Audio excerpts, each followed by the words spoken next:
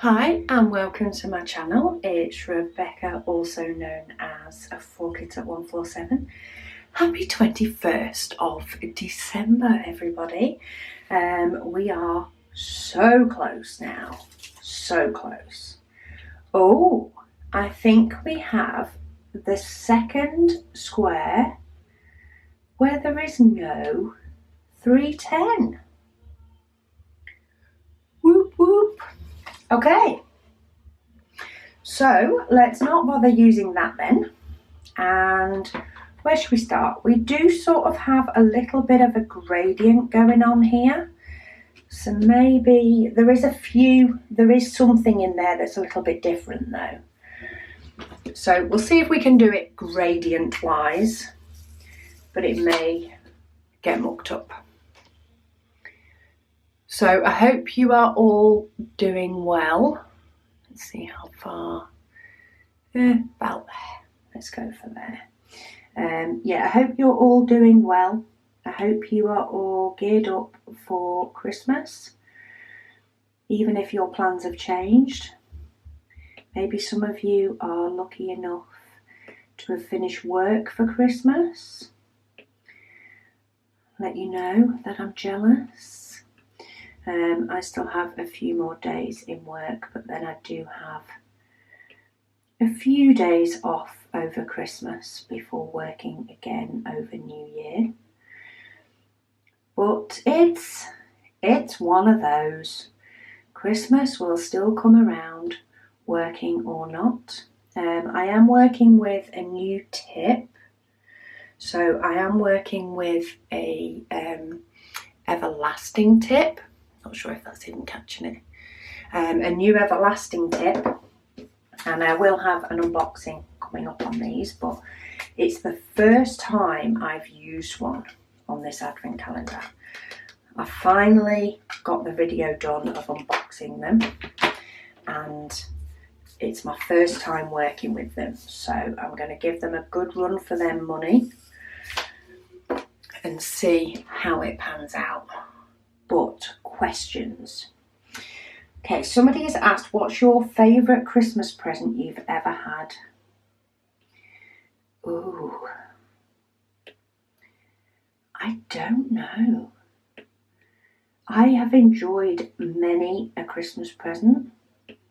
I don't know if there's, something dramatic that stands out as my best. I did enjoy the fact that I wasn't pregnant with my second eldest at Christmas. She was due Christmas Eve and actually came early. So that was a few days early. So that was nice, but I don't know that I could actually answer as a favourite Christmas present. That sounds bad, doesn't it? That there's not sort of anything that I can say stands out as particularly exciting. But all Christmas presents that I've had, I've enjoyed. I just don't think there's any that stands out over another one. And did you get the ones you wanted as a child? I don't remember many Christmas presents that I got as a child, but I definitely do not remember any disappointment. So well done to my mum and dad. There is no haunted Christmas memory of not getting what I wanted on Christmas morning at any point. So I class that as a plus. To be honest, maybe I'll have to ask my children the same thing. Okay, so this question was left on the 17th. So that's where I'm up to with questions, because it said happy 17th.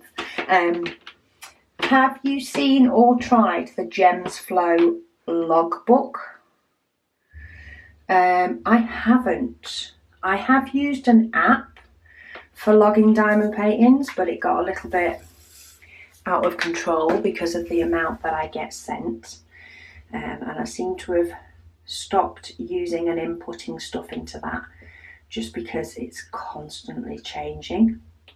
In fact, Megan and I went through all of the diamond paintings, small and big, yesterday to work out which ones will be part of future giveaways. And we went through and kept the ones that we really loved and wanted, really either loved or were looking forward to doing, and actually have compiled all the others. So I've not actually had a look or tried that logbook. I'll have to have a look. I know there are some written ones that you can get, as well as some apps. And as I say, I did get a diamond painting logbook app probably about a year or so ago to use. I just haven't updated it recently. And will you be trying the luminous paintings offered by Fansales? I have had one of the luminous paintings in the past. I have unboxed one. I can't remember which unboxing though, but I could probably hunt down roughly when it was, because I do have details of the links for items. I have had one from them. I haven't actually completed it, because I have had a luminous painting in the past from a UK company, and I think it was just before Fansales brought a luminous painting out. So I'd very, very recently done one, which is the reason I didn't complete it as soon as it arrived. But they are fun to do, they're different, and you don't have to mount them because they're already on a canvas. And of course all the light up part workings are all tucked in behind. So yeah, if you like the look of them, they're definitely worth doing as a canvas. You can't have a light pad underneath, so it might be a project that's easier doing during the day, depending on the symbols, but they definitely look good quality to me for what they are. Okay, somebody's asked, where did you get your oval shaped tray? So this tray that I'm working on, and in turn the green one that holds my blacks.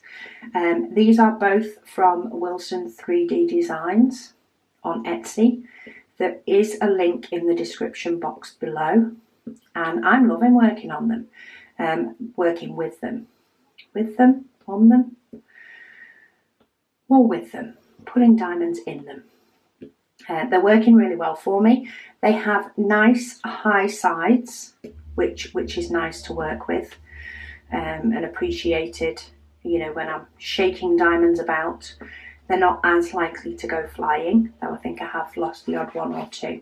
I know somebody did mention that there was a diamond somewhere on my painting upside down, but I managed to find that one. It's just because I don't move this painting about a lot. I've left this painting sort of primarily on this desk. So I just haven't moved it, whereas quite often I am moving diamond paintings, especially when I'm working on 2 or 3, because I move them about, any row of diamonds tend to disappear along with that. Okay, so we only have 2 of 3371, at least it looks like we only have 2. So die for those, and then we only have a couple of the number. Oh no, we have a few. We still don't have many. I'm gonna go dipping in the pot for them. These are obviously something else that's going to show up in the shadows. Maybe it is more bats, because there are a few bats and it looks like there's a few in the distance. So that's what I think these are.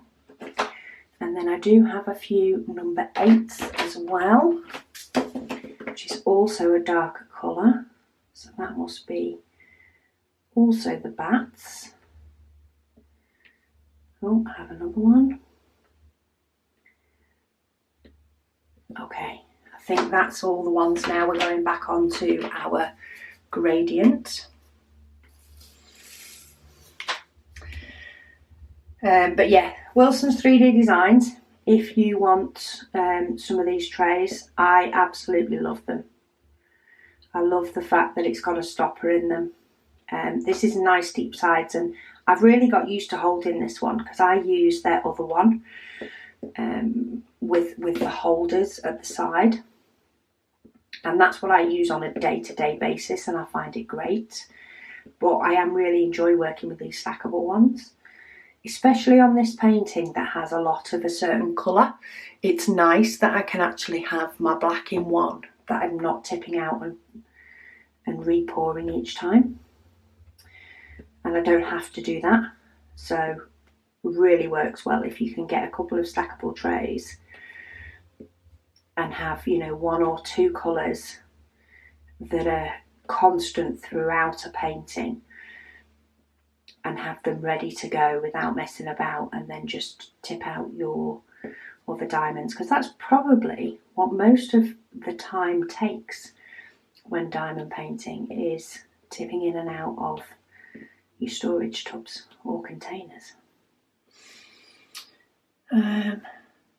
Okay, what has been your favourite off the canvas item? Ooh. The most used one that has actually become my favourite for the fact that it is very well used is the passport holder.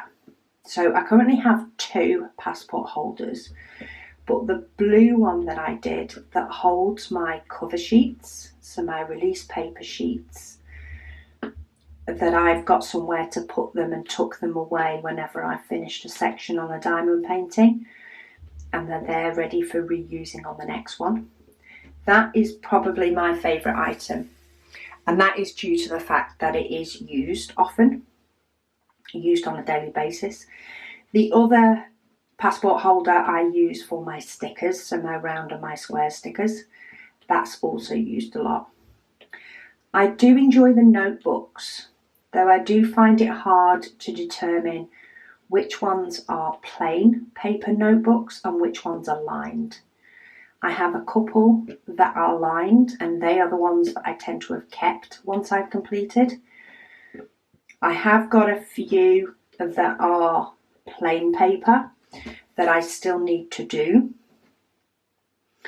but I haven't been eager to do them because they've not got lines, and I much prefer writing in a notebook that's lined. But I find them really fun to do. I do really enjoy doing them. And the fact that, you know, it can be used afterwards is a very big added bonus. Okay, I've got one. There we go. Got one diamond that didn't want to move. Okay, in the UK, what is the difference between a jumper and a cardigan? Buttons, quite simply. So a jumper is probably what you'd call a sweater in the US, maybe, over the head. Big long arms, quite often knitted. It can be, you know, a jumper, a sweatshirt, that sort of thing. A cardigan tends to either have buttons on the front or not, but basically it has a split down the middle. They can be really long, you know, to the floor type cardigan, or they can be as short as a jumper. But a cardigan has zip buttons or even no buttons, but it's split at the front. I don't know what you would call that in the US. It's not quite a jacket, so it is more of a, quite often a woolen item, or sometimes a thin cotton item that's classed as a cardigan. More often than not knitted in some form. So it's not a full-on going out winter coat, but it's great, especially for me. I do wear a lot of cardigans because I don't tend to put a jumper on very often, especially if I'm in the house. If I've got cold, I will put a cardigan on because then it's easy to take off again. I hope that explains the difference between a jumper and a cardigan. I don't know what Americans call a cardigan for me to be able to say. It's not a hoodie, so you can have hoodies, which is basically a jumper with a hood. You can have sweatshirts, then you can have a zip-up hoodie, so that one does have a zip on the front and a hood on the back. Cardigans don't tend to have a hood. But yeah, that's the difference between a jumper and a cardigan. Okay, have you ever had a hate comment and how did you react? There have been a couple, not very recently, so there have been a couple of people that have disagreed with my view on a company if I've had a bad experience, which is fine, they can disagree, but there are a few people that have been, you could say, a bit more nasty with it. And I have had the odd comment that has generally not been nice, though it has been ages. Like I'm talking a year or so ago, somebody would put a nasty comment, and to be honest, more often than not, unless they've sort of got a valid point in there that I want to answer, but they could do with saying it nicer, I just delete them. I haven't deleted a comment in at least a year. But I did have, I don't know if it was the same person because I deleted it, but I know about a year ago I did have 2 comments that were just plain being nasty. And I thought about replying, and then I thought, do you know what? It is not worth my time to reply. They obviously were either a very nasty person or in a very nasty mood, and the best thing to do in that sort of case is to ignore. So I just deleted it. I just deleted the comment and thought, you know what, you don't like the video, that's fine. If anybody doesn't like the video, I'm not making you watch it. Jog on. Go and find something you do want to watch and you do like. So yeah, I have deleted maybe 2 or 3 comments in the whole span of YouTube that were plain nasty. Have a different opinion, by all means, more than happy with you having a different opinion.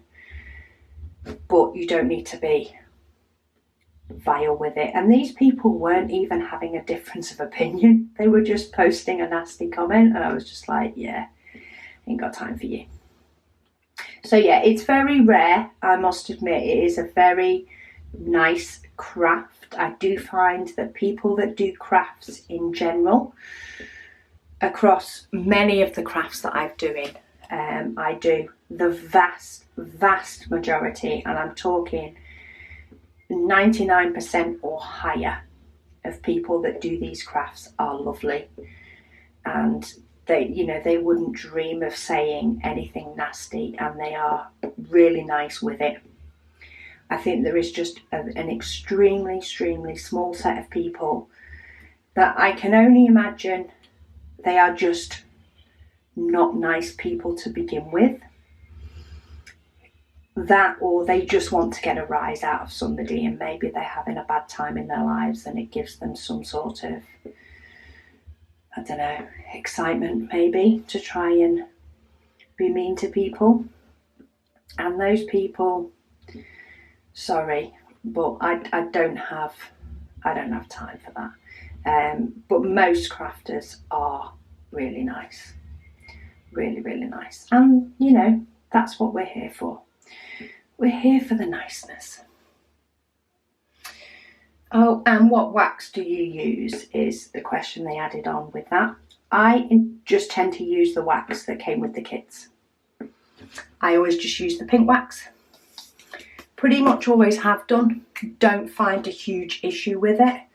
It might be something that I will try some alternatives, but because I don't have a big issue with it, there is a little element of, if it's not broke, don't fix it. And that's probably the reason it's not entered my head as a priority, because I've never really had an issue with the wax that comes in kits. I do keep mine in a little pot. That is something that I do recommend to people. If you can, find some sort of little pot. I think I found there was about 9 or 12 of them in a little tray from the range for £1. So they don't cost a lot. You know, some makeup counters might have them. If you can find a little pot to pop your said square of wax in, that helps it, you know, not dry out. But apart from that, yeah, I just use the normal wax. Okay, where's your favourite place to buy your kit from and why? So I really enjoy the kits that are sent to me by the companies. I've not found any that I've disliked for any reason. If I do, I would more than likely just stop working with them. If the quality wasn't there, I wouldn't be showing them. But for me to, you know, sort of go buying images, my favourite, probably if I had to only name one, go-to place is HomFun on AliExpress. I work in squares, so I think their rounds may have training wheels. So beware of that if you do a lot of rounds. If you do a lot of rounds, Fansales is great for rounds. But for squares, I really like HomFun. Their symbols are clear. Their diamonds are great for the price. The quality is high. Evermoment is also really nice, though their quality, there's been a couple of colours that I've had in the more recent past. I haven't ordered very recently. There has been a couple of colours that have been a little bit off.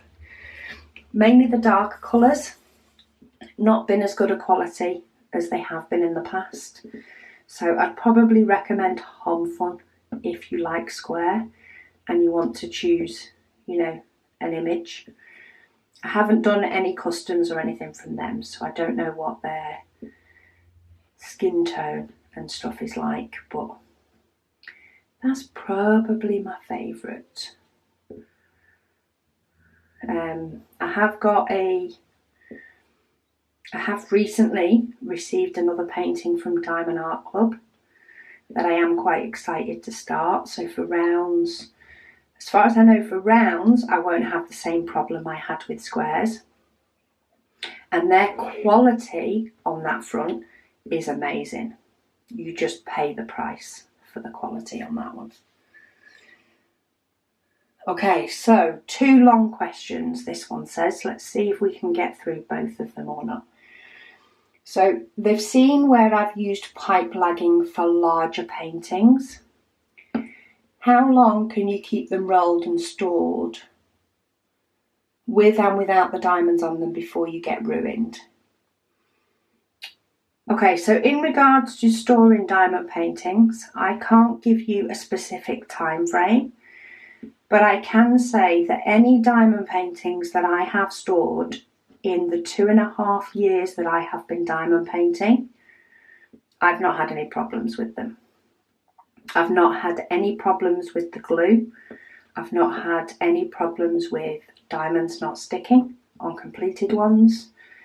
I've not had any problems with ones that have been hung up in my home with diamonds falling off. So at least 2.5 years. Check back with me once a bit more time has passed and I can give you an update on, maybe check next advent calendar and I can tell you if it's 3.5 years. I haven't found that there's been any problems at all, and that is both poured glue and double-sided tape. I've not had a problem. I actually have a Christmas image that comes out each year and then goes back away, and I've not had any problems with that either. So I don't think it's going to cause an issue. You know, there are some countries that have completely different temperatures and, you know, humidity and all that sort of stuff, so I can't comment for them. But I think as long as you don't have your canvas in direct sunlight where it could potentially fade, etc., I can't see there being a problem. I've not had a problem with any of mine, but I've got UK weather, which is always a bit weird, isn't it? Okay, and the second, so do you know if the glue on paintings will mess up or go bad over time on paintings that need to be worked. Again, I've not had any problem with any glue. I've not had any problem with a painting that's been stored for quite a while going back to it. I've not experienced that at all, and I can't see any evidence of that on any of the paintings that I have stored. She said that she has them stored in a large plastic bin with a lid under your bed. Yeah, I have them stored exposed, so mine are either hung up on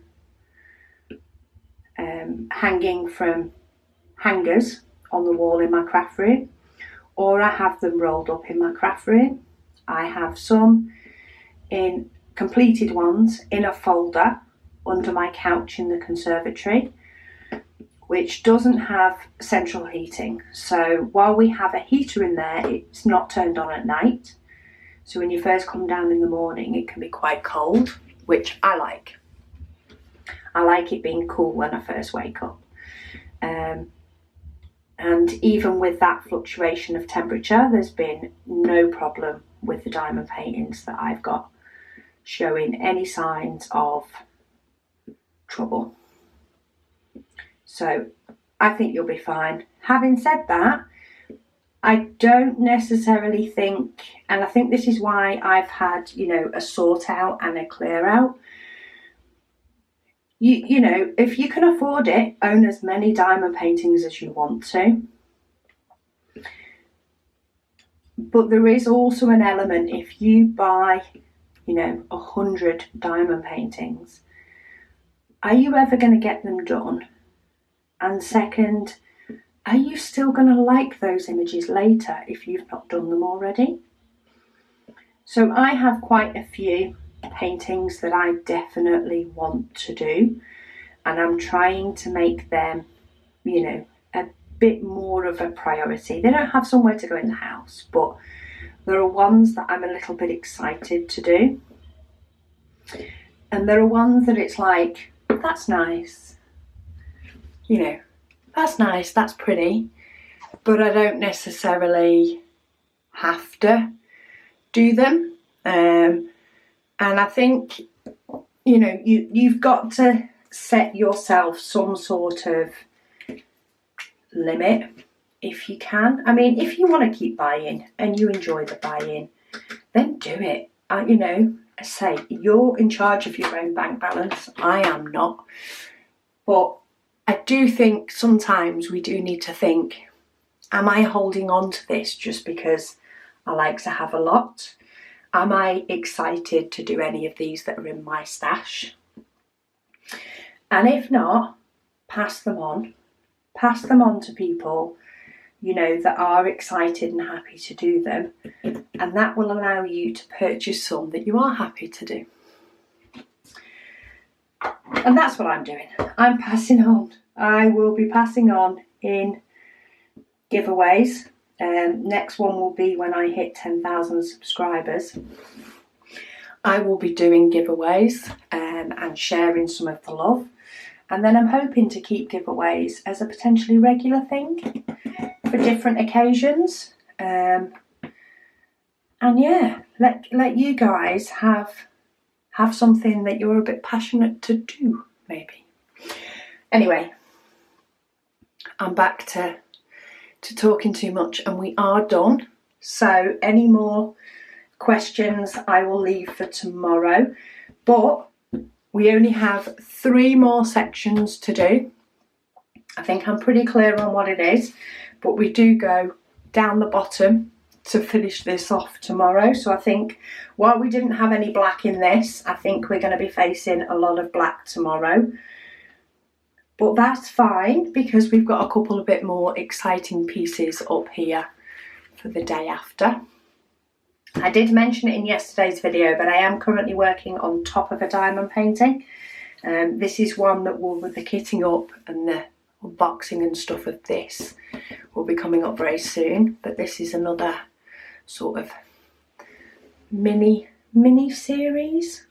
It's a little test that I'm planning on doing. So do make sure that you hit that subscribe button. 1, so that we can trigger the giveaway. and 2 so that you can see what this canvas is here for. Thank you so much for watching, and I will speak to you all tomorrow.